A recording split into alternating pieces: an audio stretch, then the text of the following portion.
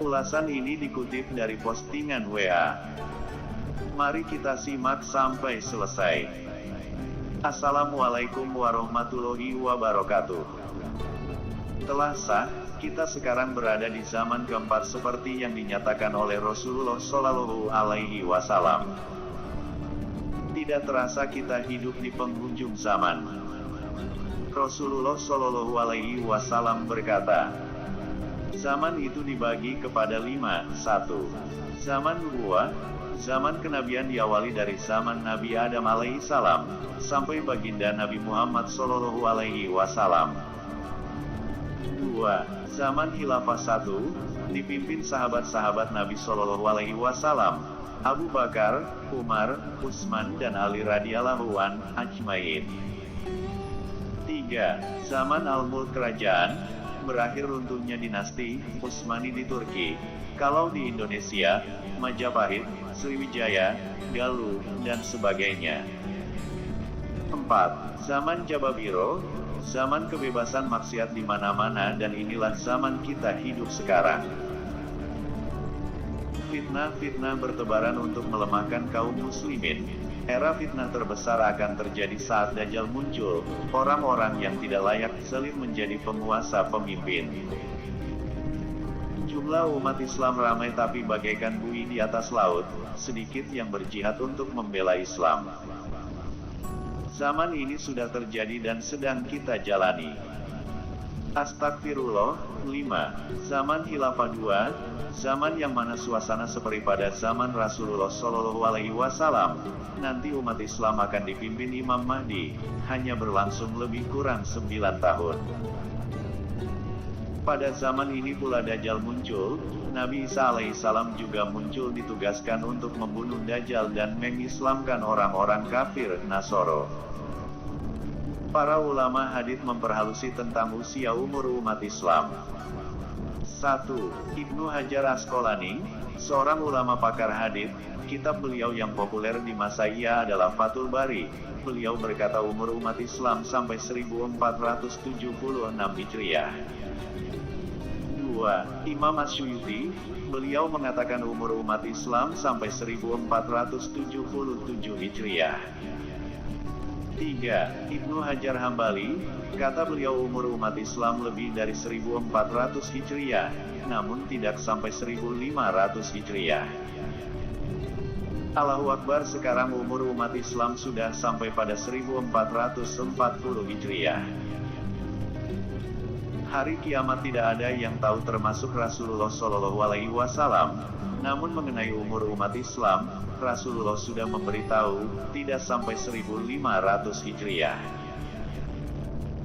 Kelak di akhir zaman Allah yang Maha Perkasa akan wafatkan serentak umat Islam di muka bumi, dan yang tinggal hanyalah orang kafir yang akan menyaksikan hancurnya bumi, gunung, laut, langit, dan seluruh alam. Baca Al-Qur'an, Al-Qiyamah, Al-Waqiah. Di antara tanda kiamat kata Rasulullah Shallallahu Alaihi Wasallam, akan muncul duhan, kabut hitam yang menyelimuti bumi selama 40 hari 40 malam. Lalu sahabat bertanya, ya Rasulullah, kapan itu terjadi? Kata baginda Nabi Shallallahu Alaihi Wasallam, itu terjadi apabila yang pertama, kalau penyanyi wanita bermunculan di mana-mana. Yang kedua, kata Rasulullah Shallallahu Alaihi Wasallam, kalau alat musik dicintai oleh umatku dan minuman keras di mana-mana. Saudaraku, tanda-tanda di atas sudah muncul semua sekarang. Sementara masih ada waktu, mari segera perbaiki diri, perbaiki ibadah, dan perbanyak amal sholih untuk bekal di akhirat nanti. Hanya Allah yang Maha Agung lagi Maha Mengetahui. Sudah siapkah? Kiamat menurut agama Islam ditandai dengan beberapa petanda. Kita boleh baca novel sampai beribu-ribu kali tapi baca ini hanya perlu 5 menit.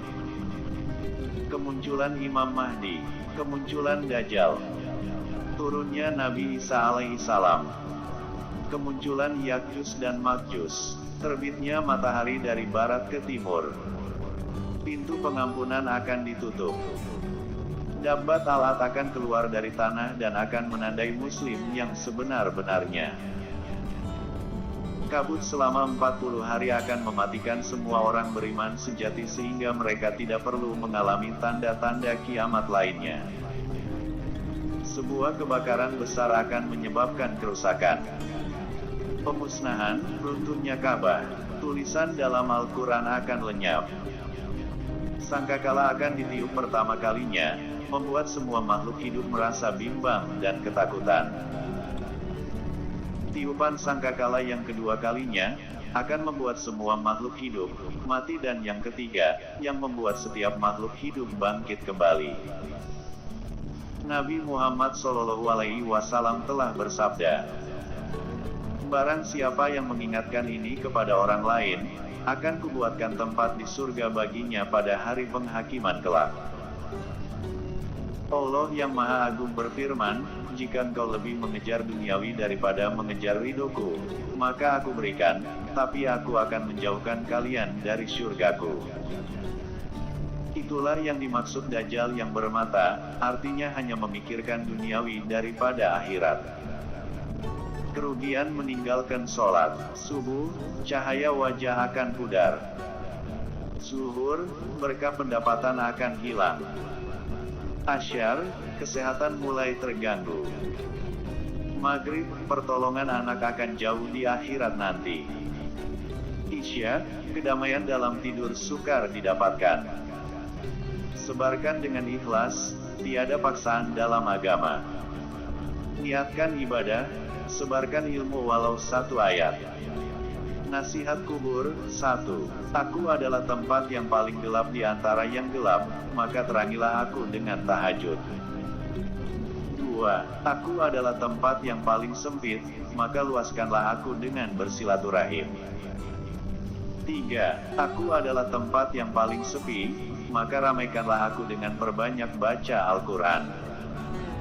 4. Aku adalah tempatnya binatang-binatang yang menjijikan, maka racunilah ia dengan amal sedekah. 5. Aku yang menyempitmu hingga hancur bila mana tidak sholat, bebaskan sempitan itu dengan sholat. 6. Aku adalah tempat untuk merendammu dengan cairan yang sangat amat sakit, bebaskan rendaman itu dengan puasa. 7. Aku adalah tempat munkar dan nakir bertanya, maka persiapkanlah jawabanmu dengan perbanyak mengucapkan kalimat La ilaha illallah. Kirim ini semampumu dan seikhlasmu kepada sesama muslim, sampaikanlah walau hanya pada satu orang. Karena, saat kamu membawa Al-Quran, setan biasa-biasa saja. Saat kamu membukanya, syaitan mulai curiga. Saat kamu membacanya, ia gelisah. Saat kamu memahaminya, ia kejang-kejang. Saat kamu mengamalkan Al-Quran dalam kehidupan sehari-hari, ia stroke. Terus dan terus baca dan amalkan agar syaitan stroke semuanya juga jantungnya dan mati. Ketika Anda ingin menyebarkan ini, lagi-lagi syaitan pun mencegahnya. Syaitan berbisik, "Sudahlah, tak usah disebarkan, tak penting, buang waktu saja, tak mungkin akan dibaca." Sekecil apapun amal ibadah, Allah yang Maha Penyayang menghargainya. Semoga menjadi amal, amin. Semoga bermanfaat. Wassalamualaikum warahmatullahi wabarakatuh.